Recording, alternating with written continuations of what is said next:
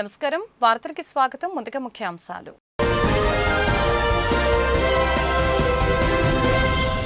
పాక్కు సింధు నది ప్రవాహాన్ని నిలిపివేసిన భారత్. కాశ్మీర్లో ఉగ్రవాదులు చేసిన ఘాతుకానికి సింధు నది జలాల ఒప్పందాన్ని రద్దు చేసిన కేంద్ర ప్రభుత్వం.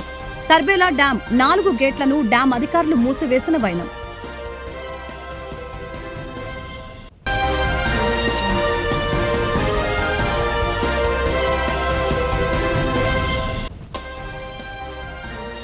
పిఠాపురంలో 100 పడకల ప్రాంతీయ ఆసుపత్రికి శంకుస్థాపన.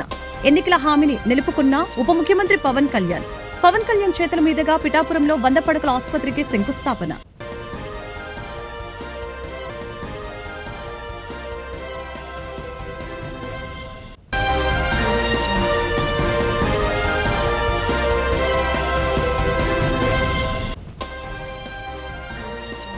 కాశ్మీర్లో ఉగ్రవాదులు పర్యాటకులపై దాడి చేయడం హేమైన చర్య అని మంత్రి నాదెండ్ల మనోహర్ వెల్లడి. కాశ్మీర్లో టూరిస్టులపై ఉగ్రవాదుల దాడికి నిరసనగా జనసేన పార్టీ ఆధ్వర్యంలో మానవహారం కార్యక్రమంలో పాల్గొన్న నాదెండ్ల దేశ భద్రతకు మోడీ తీసుకున్న నిర్ణయాలకు దేశ ప్రజలందరూ బలపరచాలని విజ్ఞప్తి. పాకిస్తాన్కి సింధు నది నీటి ప్రవాహాన్ని భారత్ నిలిపివేసింది. ఈ నేపథ్యంలో తర్బేలా డ్యాం 4 గేట్లను డ్యాం అధికారులు మూసివేశారు. దీనికి సంబంధించిన వీడియోను కూడా అధికారులు ఎక్స్ ద్వారా విడుదల చేశారు. అయితే కాశ్మీర్లో ఉగ్రవాదులు 26 మంది టూరిస్టులను దారుణంగా చంపిన సంగతి తెలిసిందే. దీంతో కేంద్ర ప్రభుత్వం సింధు నది జలాల ఒప్పందాన్ని కూటమి ప్రభుత్వం ఏర్పడిన 9 నెలల కాలంలోనే పిఠాపురం నియోజకవర్గంలో 100 కోట్లతో అభివృద్ధి పనులు చేపట్టినట్లు డిప్యూటీ సీఎం పవన్ కళ్యాణ్ చెప్పారు. నియోజకవర్గ అభివృద్ధికి కృషి చేస్తామని వారు చెప్పారు.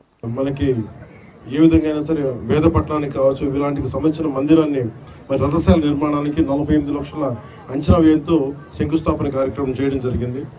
దీని ద్వారా దేవాలయానికి విచ్చేసే వేలాది మంది భక్తులకి ఆధునిక సౌకర్యాలు కూడా కల్పించడం జరుగుతుంది. కొలపోలు మండలంలోని సుమారు 225 సంవత్సరాల చరిత్ర కలిగిన సీతారామస్వామి దేవాలయంలో ప్రాకార మండప నిర్మాణానికి 1,32 లక్షల అంచనా వ్యయంతో నిర్మాణ పనులకి శంకుస్థాపన చేయడం జరిగింది. దీని ద్వారా దేవాలయ ఆధునిక సౌకర్యాలు కూడా కల్పించడం జరుగుతుంది. 24-25 ఆర్థిక సంవత్సరంలో ఆంధ్రప్రదేశ్ రాష్ట్ర ప్రభుత్వం బీసీ మరియు కాపు ఎకనామికల్లీ వీకర్ సెక్షన్ వర్గాలకు చెందిన మహిళల ఆర్థికాభివృద్ధి కోసం ఉచిత ప్రాథమిక దర్జీ శిక్షణ పథకాన్ని ప్రారంభించింది. 45, 60, 90 రోజుల పాటు నిర్వహించే శిక్షణకు ఎంపికైన శిక్షణా సంస్థ STPలు అందిస్తున్నాయి. ఈ పథకంలో భాగంగా పిఠాపురం నియోజకవర్గంలోని 3,456 మహిళలకు 8.64 కోట్ల విలువైన కుట్టు మిషన్లు నేడు పంపిణీ చేయడం జరుగుతోంది. అకాల వర్షాల ప్రభావాన్ని తగ్గించేందుకు పిఠాపురం నియోజకవర్గంలోని చిన్న సన్నకారు రైతులు ధాన్యాన్ని రక్షించేందుకు 26 లక్షల వ్యయంతో 2,000 టార్పాలిన్లను సిద్ధం చేసి నేడు ఉచితంగా రైతులకు అందజేయడం జరుగుతుంది. ఇందులో 1,000 టార్పాలిన్లు 13 లక్షలు ONGC వారి కార్పొరేట్ సోషల్ రెస్పాన్సిబిలిటీ నిధులు, 1000 టార్పాలిన్లు జిల్లా నిధులతోటి సమకూర్చడం జరుగుతుంది. వ్యవసాయ యాంత్రీకరణలో భాగంగా రైతుల సమయాన్ని ఖర్చును తగ్గించడమే కాకుండా వ్యవసాయ శాఖపై 50% సబ్సిడీపై వ్యవసాయ పరికరాలు, ఈ పిఠాపురం నియోజకవర్గంలోని 103 పరికరాలు, అవి 14 రోటివేటర్లు, 39 పవర్ టిల్లర్స్, 50 స్ప్రే రైతులకి చేయడం జరుగుతుంది. దీని ద్వారా సుమారు 25,000 ఎకరాలు గల రైతులకి మేలు చేకూరుతుంది. ఉపాధి హామీ ద్వారా పిఠాపురం నియోజకవర్గంలో 18.2 కోట్ల విలువ గల 31 కిలోమీటర్ల పొడవైన 276 CC రోడ్లు, 3 కోట్ల వ్యయంతో నిర్మించిన 5 కిలోమీటర్ల వేగం BT రోడ్లు, 8.68 కోట్ల 431 గోకులాన్ని నేడు ప్రారంభించడం జరిగింది. దీని ద్వారా సుమారు 300 మంది కాంట్రాక్టర్లకు పని మరియు 5,000 శ్రామికులకు పని అందించడం జరిగింది. ఈ పనుల ద్వారా 20 గ్రామాలను ప్రధాన రహదారులకు చేయడం జరుగుతుంది. ఉపాధి హామీ పథకం కింద ఇప్పటికే మంజూరైన 21.58 కోట్ల విలువైన రహదారి పనులు తొందరగా కొనసాగిస్తూ వచ్చే 3 నెలల్లోగా పూర్తి చేయాలని ప్రణాళిక రూపొందించబడింది. దీనికి ద్వారా సుమారు 200 పైగా కాంట్రాక్టర్లకి పని మరియు 5,000 మంది శ్రామికులకు పని అందజేయడం జరుగుతుంది. ఈ పనుల ద్వారా సుమారు 12 గ్రామాలను ప్రధాన రహదారులకు అనుసంధానం చేయడం జరుగుతుంది. గౌరవ ప్రధానమంత్రి శ్రీ నరేంద్ర మోదీ గారి నాయకత్వంలో ఎన్డీఏ ప్రభుత్వం సకాలంలో రాష్ట్రాలని గౌరవ ముఖ్యమంత్రి నారా చంద్రబాబు నాయుడు గారి నాయకత్వంలో రాష్ట్రాలకి వచ్చే నిధులను సమకూర్చడం ద్వారా ఇవన్నీ చేయగలుగుతున్నాం. కాశ్మీర్లో ఉగ్రవాదులు పర్యాటకులపై దాడి చేయడం హేమైన చర్య అని మంత్రి నాదెండ్ల మనోహర్ వెల్లడించారు. దేశ భద్రతకి మోడీ తీసుకునే నిర్ణయాలకి దేశ ప్రజలందరూ బలపరచాలని విజ్ఞప్తి చేశారు. ఉగ్రదాడిలో మృతి చెందిన కుటుంబాలకు జనసేన పార్టీ తరపున ప్రగాఢ సానుభూతి తెలుపుతున్నామని అన్నారు. ప్రగాఢ సానుభూతియే కాకుండా మేమందరం కూడా మీతో ఉన్నాం, అధైర్యపడొద్దు, దేశమంతా ముక్త కంఠంతో ఉగ్రవాదాన్ని అణిచివేసే విధంగా మనం కలిసి ముందుకెళ్ళాలి అనే ఆలోచన పవన్ కళ్యాణ్ గారికి ఎప్పటి నుంచో మా అందరికీ కూడా చెప్తానే ఉన్నారు. జనసేన పార్టీ ప్రతి నియోజకవర్గంలో కూడా ప్రజల్లో ఒక చైతన్యం తీసుకురావడానికి, అదేవిధంగా మన జాతి భారతదేశం కోసం మన అందరం కూడా అంకిత భావంతో పనిచేయాలి. ముందు మన దేశం, తర్వాత మన రాష్ట్రం, దాని తర్వాతే మనం అందరం. ఈ అంశాలపైన భావితరాలకు ఉపయోగపడే విధంగా, భావితరాల్లో కూడా మనం అందరం కలిసి ఉంటే భారతదేశంలో ఏ విధంగా మనం అద్భుతంగా ముందుకెళ్ళగలుగుతాం. ఇటువంటి సంఘటనలు జరిగినప్పుడు ఎంత బాధ కలిగినా సమాజం కోసం, దేశం కోసం నిలబడాల్సిన బాధ్యత మనందరిపైన ఉందనేది గుర్తించడానికి కోసం మేమందరం చేస్తున్న ఈ కార్యక్రమం. నిన్న మా జనసేన పార్టీ క్రియాశీలక సభ్యుడు సోమిశెట్టి మధుసూదన్ గారు ఆ దాడిలో మరణించినప్పుడు పవన్ కళ్యాణ్ గారు నిన్న కావలికి వచ్చి వారి కుటుంబాన్ని పరామర్శించినప్పుడు జరిగిన సంఘటన వారి సతీమణి దగ్గర నుంచి వింటుంటే నిజంగా చాలా కదిలించింది. అంత ఘోరంగా, అంత అన్యాయంగా అమాయకులు ఎవరైతే టూరిస్టులుగా వెళ్ళారో వాళ్ళని టార్గెట్ చేసి దాడి చేయడం అనేది చాలా దురదృష్టకరం. సరైన సమయంలో మనందరం కూడా ఈ విధంగా నిలబడతాం. అందరం కూడా ఒకే నాయకత్వం కింద భారత ప్రధాని నరేంద్ర మోడీ గారిని బలపరుస్తూ జనసేన పార్టీలో ప్రతి ఒక్కరం కూడా పవన్ కళ్యాణ్ గారి పిలుపు మేరకు 3 రోజుల కార్యక్రమం చేశాం. మొదటి రోజు కొవ్వొత్తుల ర్యాలీ చేశాం. నిన్న రాష్ట్ర వ్యాప్తంగా దీక్షలు నిర్వహించాం. ఈ రోజున మానవహారం, అదేవిధంగా ప్రధాన కూడలిలో ఒక చైతన్యం తీసుకురావడం కోసం చేస్తున్న ఈ ప్రయత్నం రాష్ట్ర వ్యాప్తంగా ప్రతి ఒక్కరు కూడా ఖండించాల్సిన సందర్భం, ఇది నిలబడాల్సిన సందర్భం. మన దేశ భావం, జాతీయత, మన జెండా చూసి మనం ఎంత గర్వపడతామో దానికోసం మనం అందరం నిలబడాలి. ఎవరైతే పాపం అమాయకంగా భర్తల్ని కోల్పోయారో, తండ్రిని కోల్పోయారో, కుటుంబంలో కొడుకుని కోల్పోయారో ఆ కుటుంబాలకి మనందరం కూడా అండగా నిలబడాల్సిన అవసరం ఉంది. తప్పకుండా రాబోయే రోజుల్లో సరైన ధీటుగా సమాధానం చెప్తారనే నమ్మకం మాకుంది. మరొక్కసారి ఇటువంటి సంఘటనలు జరగకూడదు. జరిగిన సంఘటనని జనసేన పార్టీ ఖండిస్తూ పవన్ కళ్యాణ్ గారి నాయకత్వంలో ఖచ్చితంగా ఈ విధంగా ప్రజల్లో చైతన్యం తీసుకురావడం కోసం ఎప్పుడూ మేము నిలబడతామని ఈ సందర్భంగా తెలుపుకుంటున్నాను. మొన్న జరిగిన కాశ్మీర్లో జరిగిన సంఘటన సభ్య సమాజం తలదించుకునేలాగా జరిగింది. భారతదేశ సమైక్యత అనేది ఎప్పుడు కూడా ఉండాలని చెప్పి భారతీయులందరూ కూడా కోరుకుంటున్నారు. మరి ఇవాళ మన జరిగిన కాశ్మీర్ సంఘటనలో 28 మంది భారతీయుల్ని తీవ్రవాదులు ఏ విధంగా పొట్టన పెట్టుకున్నారో మనం కళ్ళారా చూసాం. గతంలో ఎప్పుడు కూడా ఈ విధంగా జరగల. కేవలం పర్యాటకులు కాశ్మీర్ని చూడాలి, పర్యటించాలని చెప్పి ఒక మంచి ఉద్దేశంతో కుటుంబాలతో సహా వెళ్ళిన వారిని తీవ్రవాదులు ఆ విధంగా కాల్చిపెట్టినది మనందరికీ దిగ్భ్రాంతి కలగజేసింది.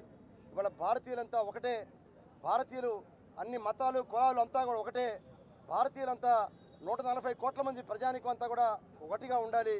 ఎవరైతే తీవ్రవాదులు భారతీయుల మీద దాడి చేశారో వారిని ఎటువంటి మొహమాటం లేకుండా ఎట్లయినా సరే వారిని పూర్తిగా అణిచివేసే కార్యక్రమంలో మనమంతా కూడా భాగస్వాములు అవ్వాలి. ఇవాళ ప్రధాని మోడీ కానీ, అలానే మన రాష్ట్ర ముఖ్యమంత్రి చంద్రబాబు నాయుడు గారు కానీ, అలానే ఉప ముఖ్యమంత్రి పవన్ కళ్యాణ్ గారు నిన్న ప్రత్యేకంగా కావలి వెళ్ళి నిన్న కుటుంబాన్ని పరామర్శించడం, మధుసూదన్ గారి కుటుంబాన్ని, అలానే చంద్రబాబు గారు కుటుంబాన్ని, 2 కుటుంబ సభ్యుల్ని మనం కోల్పోయాం. నిజంగా చిన్నపిల్లలు తండ్రిని కోల్పోయారు, కొడుకుని కోల్పోయారు, అన్నను కోల్పోయారు. అటువంటి కుటుంబానికి మనమంతా కూడా ఆంధ్రప్రదేశ్ ప్రతి పౌరుడు కూడా అండగా ఉండవలసిన సమయం ఆసన్నమైంది. ఇవాళ చేసే కార్యక్రమాన్ని ప్రజలందరూ కూడా తిలకించి వాళ్ళందరిలో కూడా ఒక ఐక్యతా రాగం రావాలి.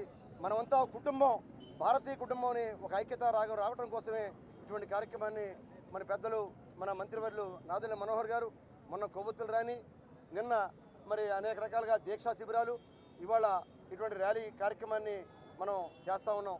ఇవన్నీ కూడా కనువిప్పు కలగాలి. ఎవరైతే తీవ్రవాదులు ఉన్నారో మళ్ళీ వారి జన్మలో కూడా ఇటువంటి కార్యక్రమాన్ని చేయకూడదని చెప్పి మనమంతా కూడా భారతీయులంతా కూడా తీవ్రంగా ఖండిస్తూ మరి వారికి కుటుంబానికి సంతాపం తెలియజేస్తున్నాం.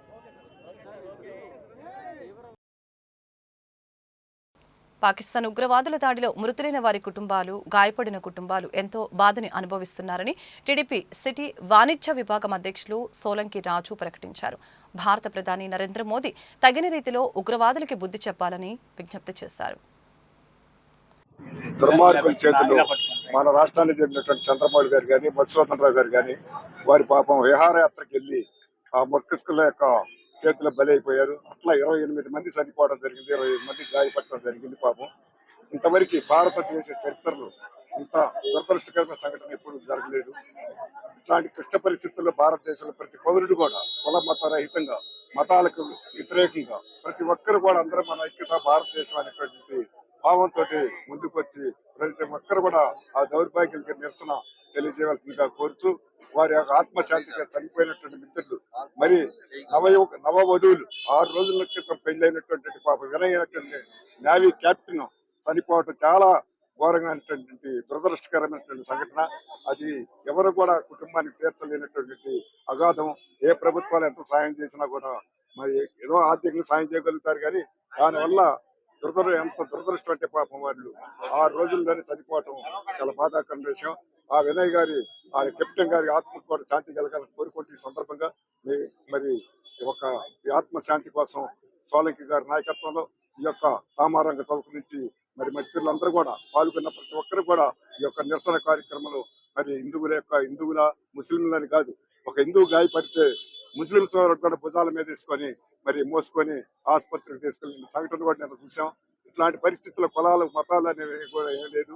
ఎవరో దుర్మార్గులు చేసినటువంటి భారతదేశం అంటే ఏమిటో ఈ క్లిష్ట పరిస్థితులు మనం చూపించాల్సినటువంటి సమయం ఆసన్నమైందని మనం చేసుకుంటూ మరి ఈ సంతాప సభకు వచ్చినటువంటి మిత్రులందరూ కూడా ధన్యవాదాలు తెలియజేసుకుంటూ, మీ అందరికీ పత్రికా సోదరులకు కూడా మీరు కూడా మనలో భాగమే కాబట్టి మీ అందరికి కూడా ఈ యొక్క కార్యక్రమాన్ని కవర్ చేస్తున్నందుకు నా ధన్యవాదాలు తెలియజేస్తున్నాను. సాయంత్రం కశ్మీర్ లో ఉగ్రవాదులు మన హిందువుల్ని టూరిజంకి వెళ్ళిన వాళ్ళని షూట్ అండ్ షైట్ చేసి అక్కడికి చంపేశారు. ఆ ఫ్యామిలీ చాలా మంది బాధపడుతున్నారు. వారికి అన్నిటికీ మేము కట్టించేసి వాళ్ళ ర్యాలీ పెట్టాం. దీనికి నరేంద్ర మోదీ గారు కరెక్ట్ గా యాక్షన్ తీసుకొని వాళ్ళు ఎవరితే వాళ్ళకి కట్టేసి వాళ్ళకి కూడా ఉరి శిక్ష వేసేట్టుగా చూడాలి, షూట్ అండ్ షైట్ శిక్ష చూడాలని మేము కోరుతా ఉన్నాం. ఈ ర్యాలీ నిరసన ప్రతి ఒక్కరు చేయాలని కూడా కోరుతా ఉన్నాం. హిందువుల మనోభావాలు దెబ్బ తీసుకున్నారు.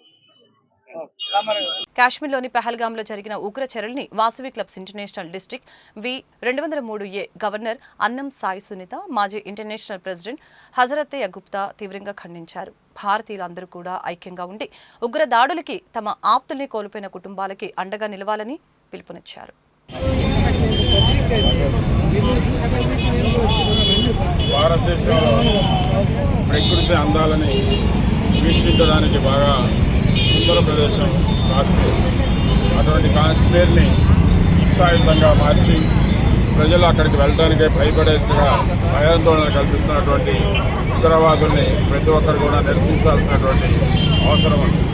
వాళ్ళకి ఆసరాగా బాసటగా ఉంటున్నటువంటి పాకిస్తాన్ మా ప్రమేయం లేదని ప్రకటించినప్పటికీ ఉగ్రవాద సంస్థల్ని పెంచి పోషిస్తుంది వారే. ముఖ్యంగా వాళ్ళ చీఫ్ ఆర్మీ అశోక్ కరీం గారు ప్రకటన చేసినటువంటి విధంగానే మనం చూస్తే అతను ఖచ్చితంగా రెచ్చగొడుతున్న ధోరణి మనకు కనపడుతుంది. ముఖ్యంగా వాళ్ళలో ఎప్పుడైతే మతమౌఖ్యం పెరిగిపోయిందో అది జాతి విద్వేషాలని రెచ్చగొట్టే రకంగా అది మారుతుంది. కాబట్టి ప్రతి ఒక్కరూ ఈ విషయంలో ప్రతి భారతీయుడు కూడా, హిందూ అనే కాదు ప్రతి భారతీయుడు కూడా దీన్ని ఖండించాల్సినటువంటి విషయం. ముఖ్యంగా ప్రపంచ దేశాలు విస్మయం పొందే విధంగా భారతదేశంలో ఇంత శక్తి ఉంది, ఈ శక్తి ఉంది అనేటువంటి విషయాన్ని చాటి చెప్పే విధంగా భద్రతా దళాలు వారి శక్తిని ముందుకు తీసుకురావాల్సినటువంటి అవసరం ఉంది. ప్రతి ఒక్కరు కూడా ప్రతి దేశం కూడా దీన్ని ఖండిస్తున్నటువంటి సందర్భంలో మరి పాకిస్తాన్ వారు ఏం విచారించుకుంటారో ఏమో, మరి వారు ఖచ్చితంగా వారి దేశానికి ఉత్తరదేశాన్ని భారత్లోని వారు సమాజానికి శాంతి సౌఖ్యాలు నెలకొనే విధంగా కృషి చేస్తారని చెప్పి అప్పుడే భారతదేశమే కాదు అన్ని దేశాల్లో కూడా శాంతి సౌఖ్యాలు వెల్లువిరుస్తాయని చెప్పి ఈ సందర్భంగా తెలియజేసుకుంటాం. మరి వాసీ క్లబ్స్ ఇంటర్నేషనల్ అనేది ఏ విధంగా అయితే సభ్యత్వం వయసులది అయినప్పటికీ కులాతీతంగా మతాతీతంగా సేవలు అందిస్తుందో అదేవిధంగా మరి సమాజంలో అందరూ సౌఖ్యంగా ఉండాలని కోరుకునేటువంటి సంస్థ మరి వాసీ క్లబ్స్ ఇంటర్నేషనల్. మరి ఇవాళ సాయంకాలంలో జరిగినటువంటి ఆ దౌత్యాన్ని దుర్మార్గాన్ని ఖండిస్తూ మరి ఇవాళ క్యాండిల్ ర్యాలీతో ర్యాలీ నిర్వహించడం జరుగుతుంది. ఆ ర్యాలీ విజయోత్సవంగా బాగా జరిగింది. మా శివాజీ క్లబ్ సెంటర్ నుంచి బీఆర్టీ గ్రౌండ్ దాకా మరి వాసవి క్లబ్ సభ్యులందరూ కూడా నాయకులు అందరూ కూడా కలిసి వచ్చి ఉద్యమంలో పాల్గొన్నారు. వాళ్ళకి భరోసా ఇవ్వడానికి మరి మాజీ సైనికుల సంస్థ తరఫు నుంచి కూడా వచ్చి దీంట్లో పాల్గొన్నందుకు వారికి కూడా ఈ సందర్భంగా ధన్యవాదాలు తెలియజేసుకుంటూ ఉన్నాం. ప్రతి ఒక్కరు కూడా భారతీయులతో వర్తిల్లాలి. వందే భారత్, వందే. ఈరోజు గుంటూరు నగరంలోని జిన్నా టవర్ సెంటర్ నందు మహాత్మా గాంధీ విగ్రహం వద్ద కాశ్మీర్లో చోటు చేసుకున్న విషాదకరమైన సంఘటనలకి సంఘీభావంగా భారతీయ జనతా పార్టీ ఆధ్వర్యంలో కాగడాల ర్యాలీ నిర్వహించడం జరిగింది. ఈ కార్యక్రమంలో భారతీయ జనతా పార్టీ గుంటూరు జిల్లా అధ్యక్షులు తిరుపతిరావు, భారతీయ జనతా పార్టీ తూర్పు నియోజకవర్గం శనిక్యాల ఉమాశంకర్ మరియు గుంటూరు నగర భారతీయ జనతా పార్టీ శ్రేణులు, కార్యకర్తలు తదితరులు పాల్గొన్నారు.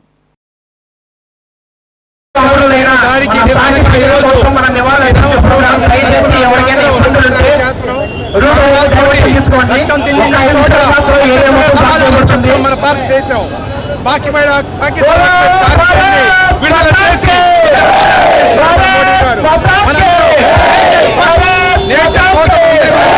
సమయం అతీతంగా మనం ఈ రోజు దేశంతో ఉండి మన దేశాన్ని ముందుకు తీసుకెళ్లి అంతరంగా మన పాకిస్తాన్ యొక్క గొడవలు పెట్టాలని చూసేదాన్ని. దేశ భద్రత ప్రతి పౌరుడిపై ఉందని, పహల్గాంలో ఉగ్రవాదులు చేసిన దాడులపై భారతదేశంలోని ప్రతి ఒక్కరు కూడా రక్త కన్నీరు పెడుతున్నారని కృష్ణా జిల్లా పరిషత్ మాజీ చైర్పర్సన్ గద్దె అనురాధ పేర్కొన్నారు. శాంతి సహనం అనేది భారతదేశం మట్టిలోనే ఉందని చెప్పారు. పరమత సహనంతో దేశాన్ని కాపాడుకుందాం అని పిలుపునిచ్చారు. విజయవాడ కార్పొరేషన్ పుట్టిన దగ్గర నుంచి కూడా ప్రజలు కట్టే శిస్తులు కార్పొరేషన్ ఎంప్లాయీ జీతాలు ఇవ్వటమే కానా కష్టం అయ్యేది. ఇక డెవలప్మెంట్కి ఒక్క పైసా కూడా అవకాశం ఉండేది కాదు. అది ఎంత దుర్భరమైన పరిస్థితి అంటే ఆ ఎంప్లాయీస్కి కూడా 4-5 నెలలు జీతాలు లేని పరిస్థితి ఉండేది. అంత పెండింగ్ ఉండేది. ఇక కాంట్రాక్టర్లకు అయితే బిల్లులు 5-6 సంవత్సరాలు కూడా ఇవ్వని పరిస్థితి ఉండేది. 2014-19లో నారా చంద్రబాబు నాయుడు గారు మొట్టమొదటిగా విభజించబడిన ఆంధ్ర రాష్ట్రానికి ముఖ్యమంత్రి అయినప్పుడు ఆయన ఎవరితోనూ సంప్రదించకుండా మొట్టమొదటి శాసనసభలో ఒక ప్రకటన చేశారు. అది రాజధాని విజయవాడ అని. ఇక్కడున్న పరిస్థితులు ఏంటో కూడా ఎవరితోనూ సంప్రదించలేను. నడిబొడ్డునున్న విజయవాడ మాత్రమే రాజధానికి అర్హత అని చెప్పి ఆ రోజున అనౌన్స్ చేయడం జరిగింది. ఆ అనౌన్స్ చేసిన తర్వాత ఆయన విజయవాడ పరిస్థితులన్నీ కూడా అనేకమైన సమావేశాలు ఇటు శాసనసభ్యులతో కానీ లేకపోతే కార్పొరేషన్ వారితో కానీ అధికారులతో ఏమేంటి విజయవాడ రాజధాని అన్న తర్వాత ఇది హైదరాబాద్ నగరానికి పోటీ పడే నగరంగా తీర్చిదిద్దాలంటే ఏం చేయాలని ఆలోచన చేసిన దానిలో అనేకమైన డెవలప్మెంట్ యాక్టివిటీకి ఒక రిటైనింగ్ వాల్ కానివ్వండి, లేకపోతే కనకదుర్గం ఫ్లైఓవర్ కానివ్వండి, బెంచ్ సైడ్ ఫ్లైఓవర్ కానివ్వండి, అనేకమైన వాటితో పాటు మరొక గొప్ప కార్యక్రమం ఏవైతే శిస్తులు కట్టిన మొత్తం కూడా జీతాలకే సరిపోతూ ఉందో, సరిపోని పరిస్థితి కూడా ఉంది జీతాలకి. ఆ బడ్డీ నుంచి విజయవాడని కాపాడటానికి ఆ ఉద్యోగస్తులకు జీతాలు ఇచ్చే కార్యక్రమం ప్రభుత్వానికి బదలాయించి 010కి బదలాయించి ఇక కార్పొరేషన్లో ప్రజలు కట్టిన శిస్తుల ద్వారా ఒక్క పైసా కూడా ఎంప్లాయీస్కి ఇవ్వాల్సిన అవసరం లేకుండా విజయవాడ నగరాన్ని కాపాడటం జరిగింది. దానివల్ల ఈ రోజున ఆ రోజుకు 450 కోట్లు అప్పు ఉంటే ఈరోజు 150 కోట్లు మాత్రమే ఉంది. ఆయన ఏం చెప్పారంటే ఏదైతే ఉద్యోగస్తుల జీతాల కోసం నెలకి 20 కోట్లు 30 కోట్లు సంవత్సరానికి 200 కోట్ల పైన ఖర్చు పెడతా ఉన్నారో ఆ మొత్తాన్ని మీకు ప్రభుత్వానికి బదలాయిస్తూ ఉన్నాను. మీరు ఈ 200 కోట్ల యొక్క రాబడితో 50% అప్పులు తీసుకోండి, 50% అభివృద్ధికి వాడండి అని. సో ఆ విధానంలోనే ఆ విధంగా చేయటం వల్లనే ఈరోజు నగరం సమగ్రంగా అభివృద్ధి చెందుతూ ఉందంటే ఆయన చేసిన ఆ మహత్తరమైన కార్యక్రమం, ఆ మహత్తరమైన విషయం విజయవాడ నగరానికి చేయటం. అది చాలామంది తెలుసు, ఇక్కడ పెద్దలందరూ కూడా తెలుసు, దాంట్లో ఇన్వాల్వ్ అయిన వాళ్ళకి. అందువల్ల ఇవాళ ఈ డివిజన్కి ఈ 9 నెలల్లోనే సుమారు 6 కోట్లు కేటాయించడం జరిగింది. దాంట్లో 175 కోట్లు, 1,75,00,000 ఈ రోజున మనం శంకుస్థాపన చేసుకున్నాం. ఇంకా అంటే మిగతా 3 కోట్ల రూపాయల వర్కులు చాలా వరకు పూర్తవటం, లేకపోతే కొన్ని వర్కింగ్ కండిషన్లు ఉండటం, ఆ విధంగా జరుగుతూ ఉంది. అంటే 9 నెలల్లోనే 6 కోట్ల రూపాయలు కేటాయించుకునే పరిస్థితి విజయవాడ కార్పొరేషన్ వచ్చిందంటే ఆ రోజున ఆయన నారా చంద్రబాబు నాయుడు గారు ఆలోచనతో ఏది కూడా ఇవాళ ఆయన చేసిన పని ఆ రోజు ఫలితాలు కనపడకపోవచ్చు. ఈ రోజున విజయవాడ నగరంలో ఈ మాత్రం డబ్బులు కేటాయించగలుగుతున్నారు అంటే కేవలం నారా చంద్రబాబు నాయుడు గారు చేసిన ఆ యొక్క ఉద్యోగస్తుల జీతాలు బదలాయింపే అని చెప్పడానికే నేను ఎంతసేపు చెప్తుంది జరిగింది. అదేవిధంగా ఆయన చేసే ప్రతి ఒక్క పని ఈరోజు ముఖ్యమంత్రి అవగానే కనకదుర్గమ్మ ఫ్లైఓవర్ కట్టించారు. మరి వాళ్ళ హైదరాబాదు ట్రాఫిక్ కానివ్వండి ఎంత సులువుగా వెళ్ళిపోతున్నారు. మొన్న ఏ కార్యక్రమం జరిగినా కూడా మొన్న కనకదుర్గమ్మ కార్యక్రమం కానివ్వండి, లేకపోతే ఏ కార్యక్రమం జరిగినా కూడా సులువుగా వెళ్ళిపోవటం, ఎక్కడ కూడా ట్రాఫిక్ జామ్ అనేది లేదు. గతంలో చాలామందికి అనుభవం ఉంటుంది. హైదరాబాద్ నుంచి విజయవాడ రావడానికి ఎంత సమయం పట్టేదో విజయవాడలో ఆ కనకదుర్గమ్మ గుడి దాటాక అంత సమయం పట్టిన సందర్భాలు కూడా ఉన్నాయి. సో అలాంటి పరిస్థితుల నుంచి ఏ విధంగా మన విజయవాడ నగరాన్ని కాపాడారు ప్రజలందరూ కూడా ఆలోచన. వార్తలు ముగించే ముందు ముఖ్యాంశాలు మరొకసారి. పాక్కు సింధు నది ప్రవాహాన్ని నిలిపివేసిన భారత్. కాశ్మీర్లో ఉగ్రవాదులు చేసిన ఘాతుకానికి సింధు నది జలాల ఒప్పందాన్ని రద్దు చేసిన కేంద్ర ప్రభుత్వం. తర్బేలా డ్యాం 4 గేట్లను డ్యాం అధికారులు మూసివేసిన వైనం.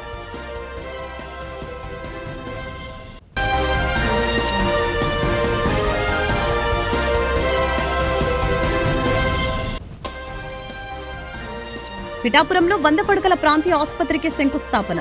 ఎన్నికల హామీని నిలుపుకున్న ఉప ముఖ్యమంత్రి పవన్ కళ్యాణ్. పవన్ కళ్యాణ్ చేతుల మీదుగా పిఠాపురంలో 100 పడకల ఆసుపత్రికి శంకుస్థాపన.